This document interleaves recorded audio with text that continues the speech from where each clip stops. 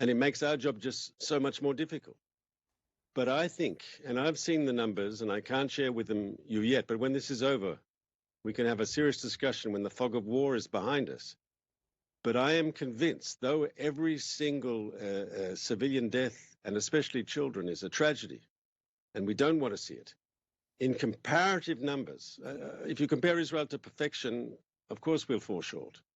But if you compare Israel to other Western armies who've been fighting terrorists in built-up urban areas, I think Israel will not come out badly in the comparison. On the contrary, I think it will be seen that the IDF really has done everything that is humanly possible to try to safeguard innocent civilians. It's very hard to believe that, especially on a day when one of our producers lost 9 members of his family who were not members of Hamas, not members of the Palestinian Islamic Jihad, not members of any group, just 9 people just trying to live their lives.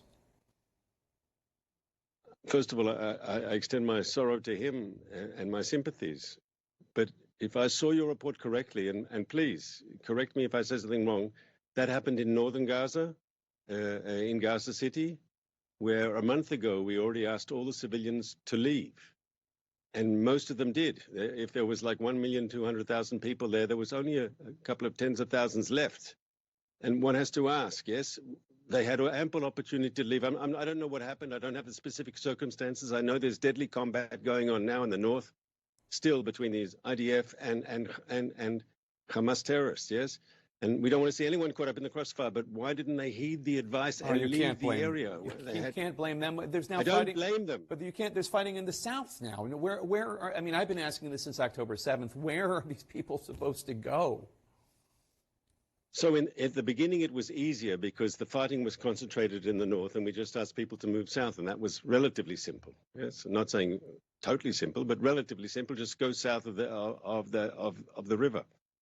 But now we're being more specific because it is more complicated in the south. We've actually designated areas in the south which are safer areas, which are especially, there's a number of them. We've shared the maps with the United States. It's been shared also with the UN and the other humanitarian organizations. Listen, we have to hit Hamas in Khan Yunis. They've got a strong military infrastructure there. They've got a network of tunnels. If we want to destroy Hamas's military machine, and we have to act in the south as well. Senior Hamas commanders are there under the ground in Khan Yunis. We can't not go there. But in going there and to defeat Hamas, we're also going to make a major effort once again to try to safeguard civilian lives. And that's why we're urging people there now to move to the new areas that we've specified. And as the ground operation starts, I can assure you that the escape routes, the humanitarian corridors that will allow civilians to get out of harm's way will still be there. Mark Regev, thank you so much.